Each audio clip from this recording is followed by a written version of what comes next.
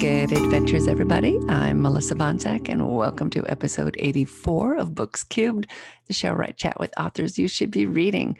It is Thursday, December 31st, 2020. Finally, tomorrow is New Year's Day, and I know we're all excited about that. If you're listening in real time, I hope you have a lovely New Year's. Stay safe, stay home, sip some champagne on the sofa. And if you're listening in 2021, let's hope that it turned out to be as wonderful as it can be. We've got our fingers crossed. This week, I have got a show that was supposed to go up last week, but I got a little excited about Christmas and completely lost track of time. So if you celebrate Christmas, I hope you had a lovely time. I know I did. This week, I have got a writing prompt show for you. Lisa and I were joined by our friend Tony, who I have known for close to 25 years. And I'm going to blame my forgetting his last name on the fact that it's 2020 and stress from moving and all kinds of things. I don't know.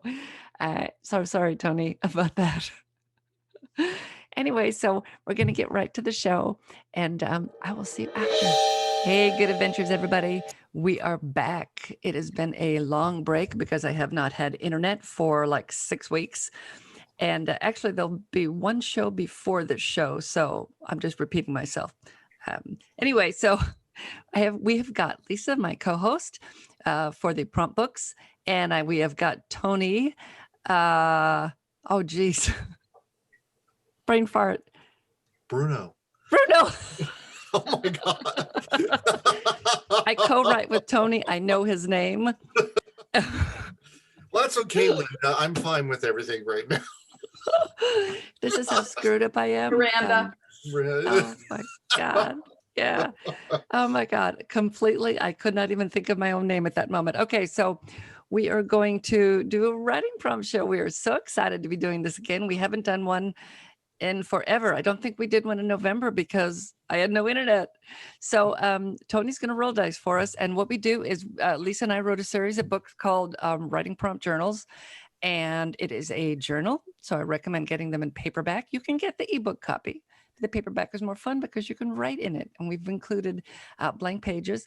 And you roll dice and you end up creating a writing prompt. And I'm going to make sure it's recording. Yep, recording. You end up creating a writing prompt, and then you write. And they're a lot of fun. We have a blast with them, and it keeps you on your toes. And if you are someone who has a problem finishing things, this is a great way to do it. And this is how Lisa and I started doing this because I was having problems finishing things. She has no problem. She's the queen of short stories. Award-winning queen of short stories, I might add. And so this is a great way to come up with a prompt for yourself and write for 30 minutes and write a beginning, middle, and an end, which is what we do each time. And let's go ahead and get to it so everybody can see how this works if they have not seen the show before. So we have 6 books, and so Tony is going to roll the dice to find out what genre we will be writing in today. We have 6. We have mystery, horror, sci-fi, fantasy, romance, and a genre mashup. So roll away and let's see what we're doing. Okay, here's the dice of doom. Let's get rolling. First number is 5. Okay, 5 is, oh God.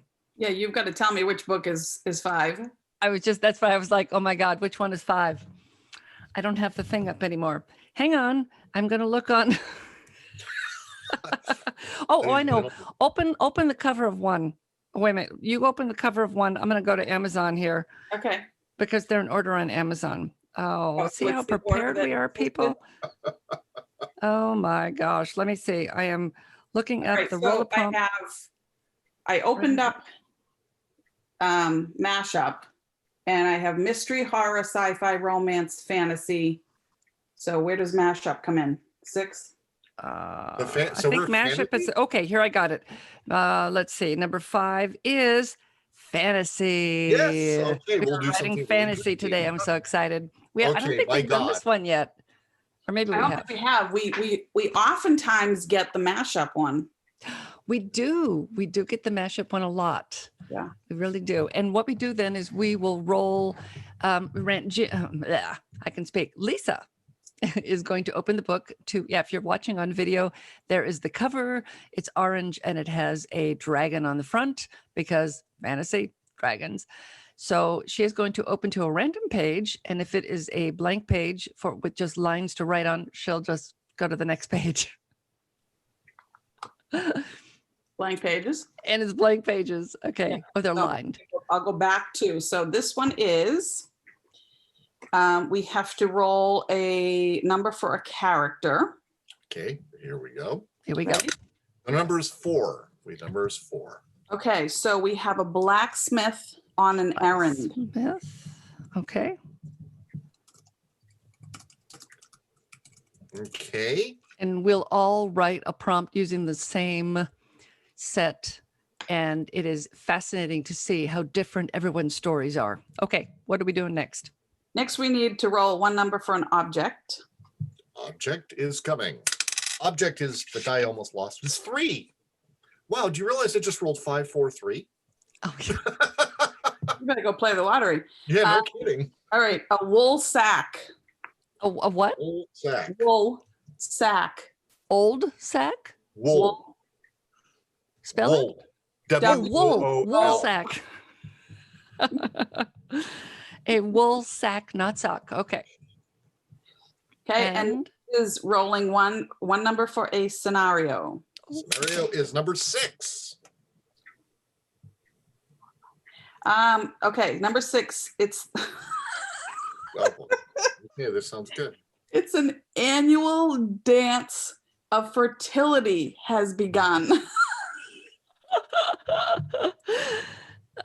Dance of. Oh my God, the terrible thing is I just thought of something that I don't know if I should write for this group. Oh no, Yeah. write it, please. Good. Write it. No If we need, censorship. if we end up being PG, then I'll put a little note at the Oh beginning. no, this would be R. This would be R. Oh, write it. Even Oh. more so, I want you to write it. All right. Okay. I'm ready to So sound. our prompt is a blacksmith with a wool sack at a dance. Now he's not necessarily at a dance for fertility, the annual No. dance for fertility. That's The just annual dance scenario. has begun. Yeah. So He's on an errand. He's on an errand. yeah. So when you get these prompts, you can do pretty much anything you want with them. He can be on the way. He can be there. He can be remembering it. Anything that you want to do. And then as you're writing, sometimes you will lose, things that have been, you don't use everything in your prompt sometimes. Sometimes it'll go off in a whole new direction. So you don't have to stick with what you roll. This is only to get your mind working and to get your fingers moving and to get words on the page. That's the whole thing behind prompts. So what we do now is we are going to write for 20 minutes. We always start with 20 and then I beg for 10 more. And though I think Make her grovel. yeah. Yeah. So I think last time I actually finished in 20 minutes, which I've never done before. I was And the one. Lisa was begging for more time. Yeah. So I'm going to set the timer for 20 minutes and you will not have to look at us writing for 20 minutes. I will cut all that part out and then we will get straight to reading our stories after we've written. So let me go ahead and set it for 20 minutes. Oh my God. I have no clue what to write. Okay. Let's start and I'll let everybody know when it's 20 minutes and we'll go from there. Got it. Okay. All right, I'm stopping. Okay. I'm Okay. just writing the last line. As usual, I probably could have used another 10, but I had to just tie a bow on it. Okay. I just finished. Okay. Let me get back here and turn my light back on. Woo. Okay. All right. Right. Okay. Let me find I gotta find my story here. Okay, got it here. All right. Everybody's done? Yeah. Okay. Want to call it? Call it that. Ends down anyway. Okay. Who wants to go first? Not me. All right, I'm going. Okay, you go first. And I just realized my title needs to be changed to something else. God, you're so Oh. good. We have titles and everything. Titles and editing, I'm impressed. I'm impressed. marking, proofreading marks, Can't cover believe letters. Oh, All right, here goes. Rowan flung the empty sack over his shoulder. His vest caught on the rusted buckle and slipped down past the round of his shoulder. Wool was not agreeable to his bare skin. He would try the white clover and bishopwort salve when he returned to the fertility festival. Arriving at the edge of the forest, he smiled at the enormity of the task before him and the pride at being the chosen one. He wondered why the king had chosen him. Was it his knowledge of the forest? Was it his ability to dodge Tuatha, the highest order of the Unseelie court? He had been out on many excursions before and knew exactly which wood path to navigate. Officially, he was the town blacksmith. Well, that was a slight stretch. Striker was the title he bore. His dad, as did his father before him. But 2 years prior, his great aunt, Albreda, second cousin twice removed from the malicious order, entrusted him to scour the woods for the elusive sweet myrtle. He was under strict orders to not let his endeavor escape his parted lips, not even to his betrothed. He said, not mum. Albreda's delight was palpable and infectious. He craved more and surreptitiously passed word around that he was open to barter his services. Many have sought his services. All have been more than satisfied with both his delivery and his confidentiality. This particular ask was his biggest yet. Of all the people in the land, the king was not the one he expected to attend favors for. But the carrier came a fortnight ago. Rowan was giddy in his preparedness. To think he would be instrumental in the procreation of the crown. Well, it may take some cajoling to persuade the king to acknowledge his involvement. That's for later. He could bargain a title change at the smithy. As he was dreaming of his newfound fame and prestige, Rowan took a slight fork unbeknownst. He knew in 30 paces that the hut of the Eclipse Coven would be dead center, blocking the well-worn path. 30 paces came and went. Beads of sweat formed under his collar. The festival was about to begin. He could not bear the humiliation, not to mention the eventual beheading that would bestow his neck. What to do? The seesaw of options in his brain was interrupted by harsh fluttering. It was malicious in its speed and came within inches of Rowan's ear. It couldn't be. How could he possibly have been so distracted, so stupid? But it was to be so. There, hovering a foot from his left eye, was Tuatha. 1 hour later, as Rowan crossed through the back gate and entered the king's tent, he smiled nervously. The wool on the sack scratched his skin again as Rowan pulled it from his shoulder. He retrieved a large leaf, folded 4 times over. Your Highness, the witch's eggs you requested. The end. I like it. awesome. Nice. I love the details you put in there. I'm like, oh God.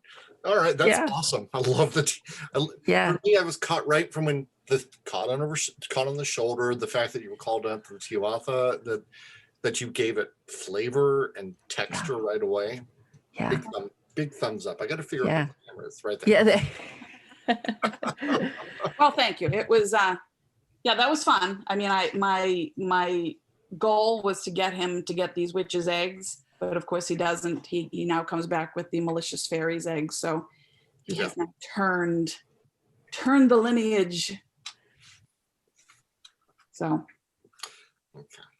next, I get to Melissa? sit back and relax now. Yeah. Melissa's quiet. We've You're got on no mute. sound. You're on mute. You're on mute. Oops, I was coughing. Sorry. No worries. All this, I've got horrible allergies, and when I moved next to an orange grove. Oh no! Stupid. Oh no! I am gonna die when everything's pollinating next year. Okay, so this has no title, and I only of the three things we had, I only used the blacksmith. I completely forgot about the other things. Okay. I got to the end and went, oh yeah, I was supposed to include. Oh well. Okay, so let me read. All right. No title.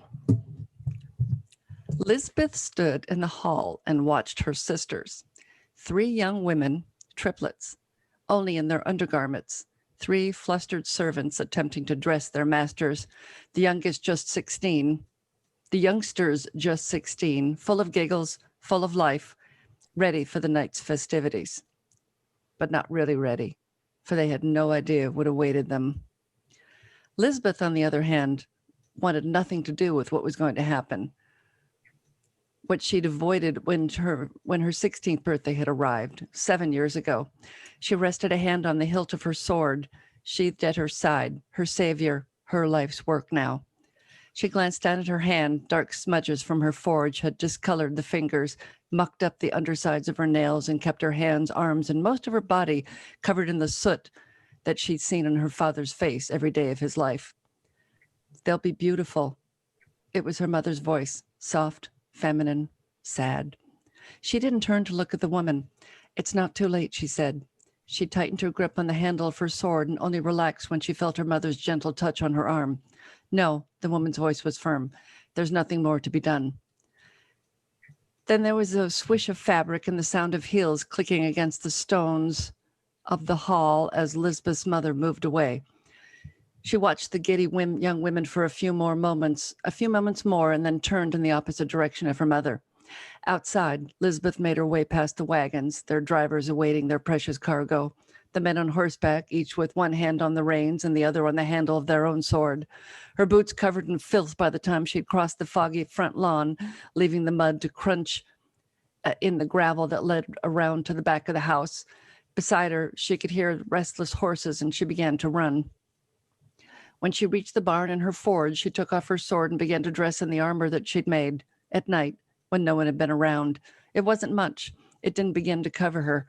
Any knight would have surely laughed and insisted she'd do better with just a shield. But she'd had no money for steel or chainmail. She'd been forced to use scraps, to beg, but she'd done it. She'd had no choice. This was for her sisters, 3 girls, too young and without prospects. Not like her. She'd shown a talent for the forge, had worked beside her father until his death and the debt collector's visit and her mother's choice. Dressed now, her sword back at her side, she went to her horse, climbed the small wooden stool she'd trained him to stay beside, swung her leg over his side, settled in, smacked her boots against his side, and leaned down to the animal as the animal took off at a full gallop. She rode hard, guiding the animal, pressing him to be fast, riding up into the hills, aware of the village below her and her sisters and the carriages by now on their way. When she was close, she slowed down the animal and slid off, smacking him on one side and watching him turn and gallop back the way they'd come. Crouching down, she making her way along the side of the hill toward the rocks and the opening, and the mass moving out of the shadows, out of the mouth of the cave. Behind her, she could hear the wheels of the wagon, knew it was close, knew it was time to act. Lisbeth pulled her sword from his sheath and took a small step. I stand in for my sisters, she yelled. I'm going to cry. It's so stupid. I will pay my family's debt with my sword. She lifted the blade toward the moon. And your blood. I accept, the dragon hissed. Wow. Nice. Oh, wow. I like that a lot better when I read it. Yeah. That one's a publishable one. I liked that a lot. That really, woo. Yeah, I actually like that. Wow. Wow. Very good. Wow, that was fun to write. That was awesome.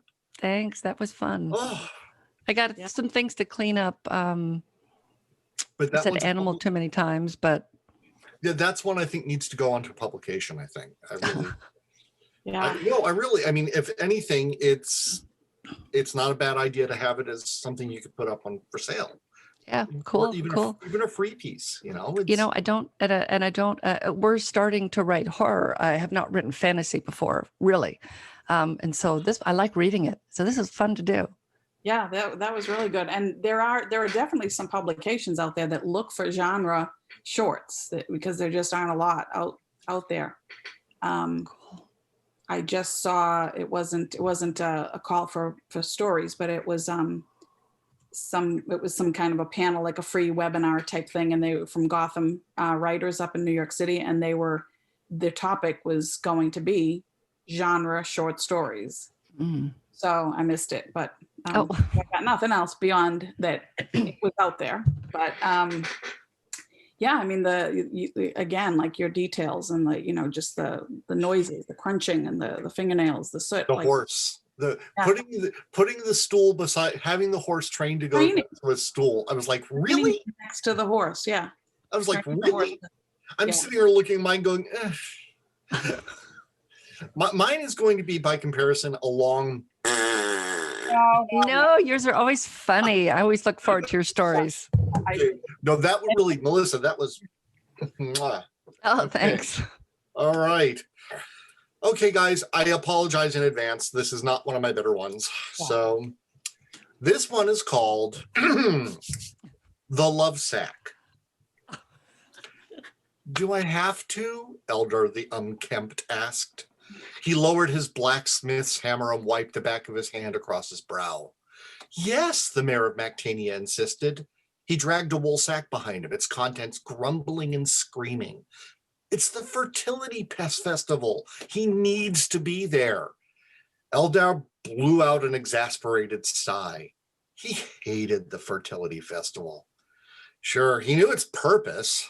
Birth rates had been far too low since Ulgar the Unpleasant had cast his bone-softening spell across the village. But he loathed the entire spectacle. The bonfires, the women in little more than sheets, and the men looking down at their dangling shame, all while muttering, "Come on, do something."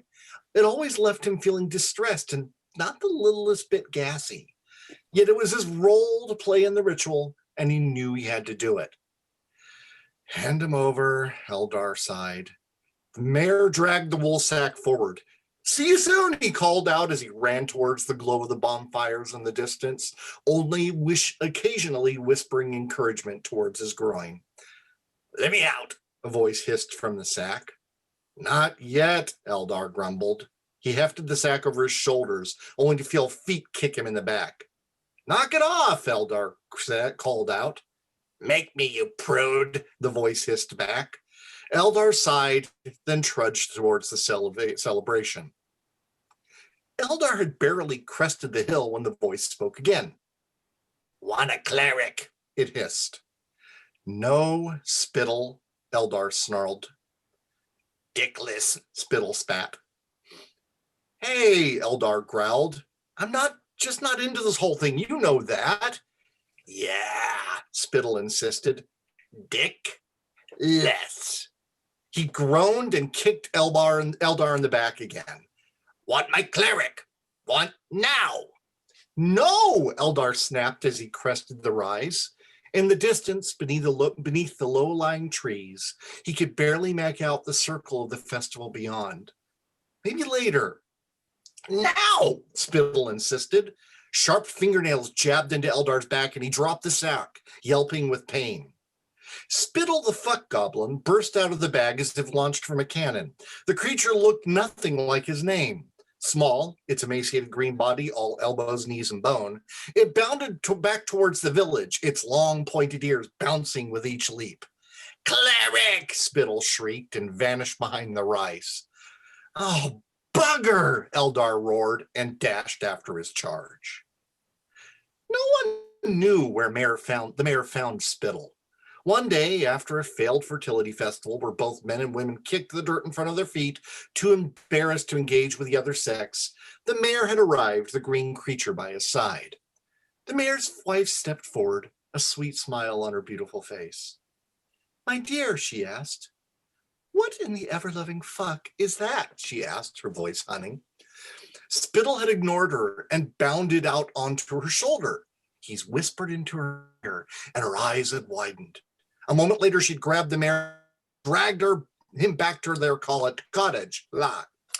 The sounds that had followed, delighted moans, surprised groans, and Spittle occasionally shrieking the word "for," had let the people know what the little green bugger was all about.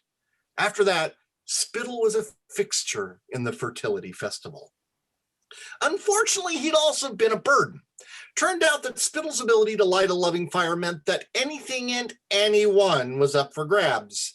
After the village priest had been caught in flagrante delicato with a mayonnaise-covered wheelbarrow, they realized that he had to be controlled. So from that day forward, Spittle had been held in the church's basement, only seeing the light of day when the first fertility festival had arrived. As for Eldar, well, Spittle's powers didn't work on him. As such, he drew the short straw, and it was his duty to haul him to the party every year. And now Spittle was rushing back towards his captor, howling with delight.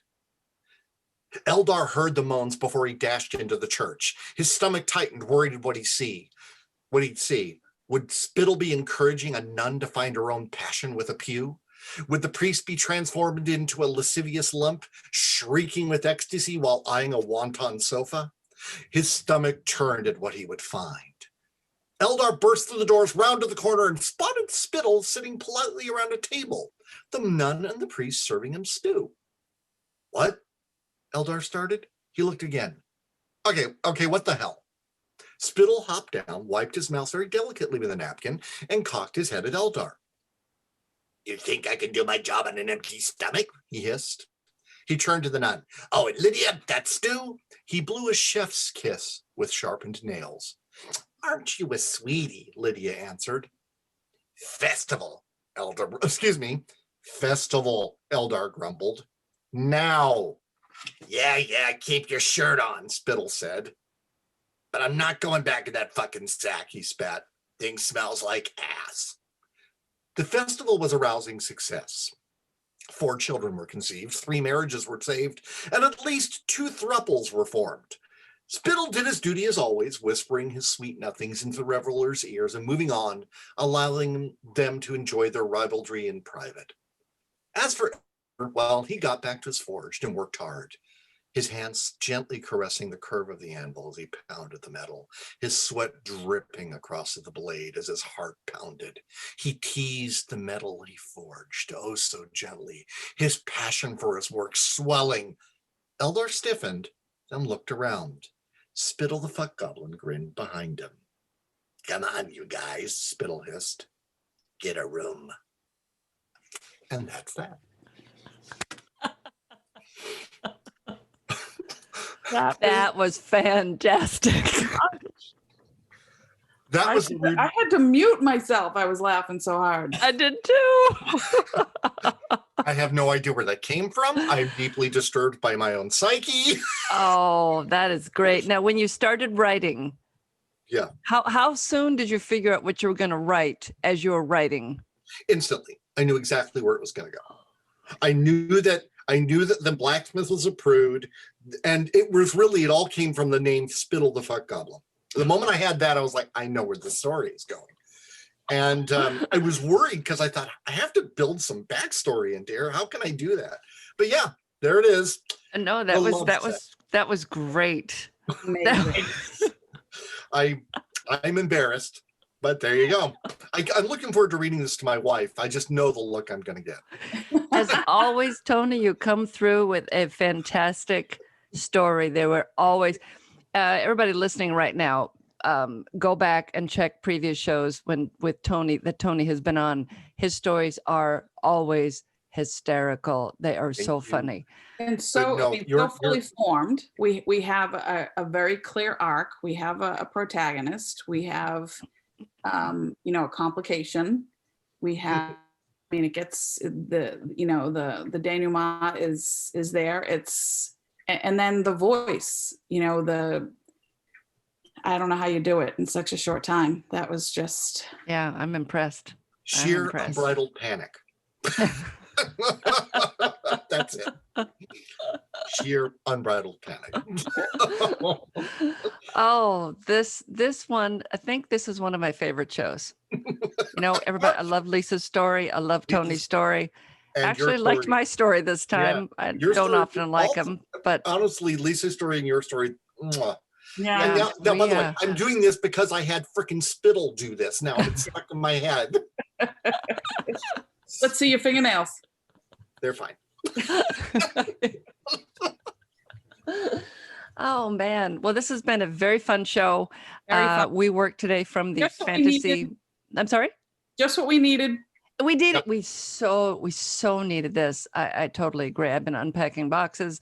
I have so many boxes left to go, and I don't even want to look at all the boxes I have. My office is just scary.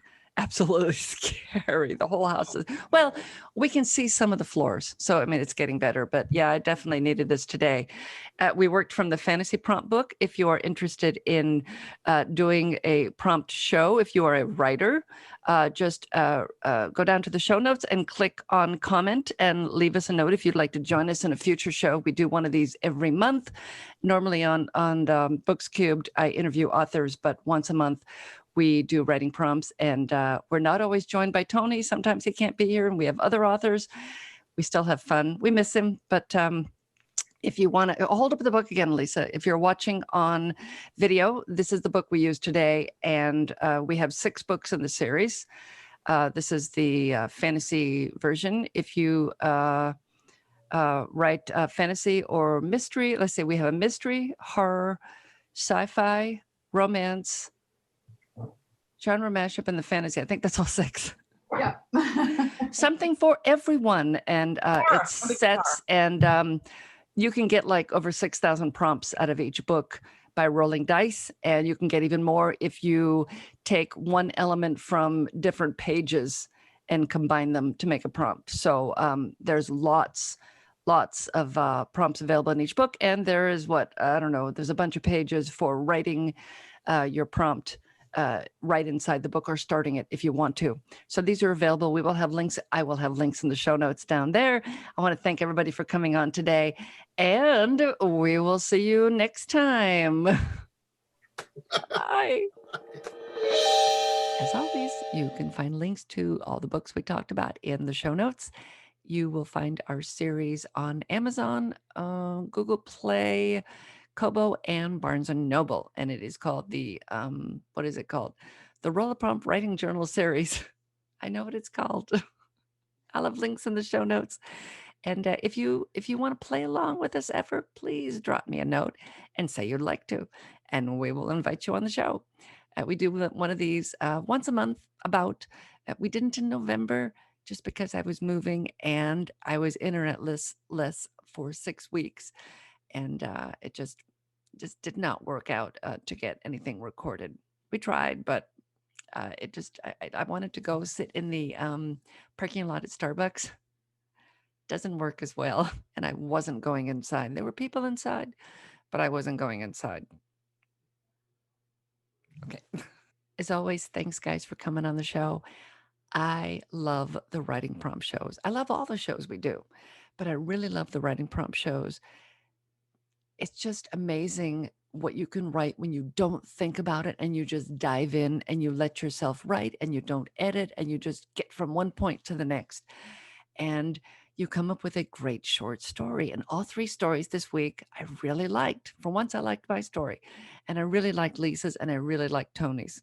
So I hope you enjoyed them too. If you want to leave any comments, go down to the show notes and click on the comment here link. It will take you to the YouTube channel if you're listening on the podcast, and you can leave a comment there and I will see it. If you leave it on one of the podcast apps, I will never see it. So follow the link to YouTube. You can also find me on Instagram under Books Cubed.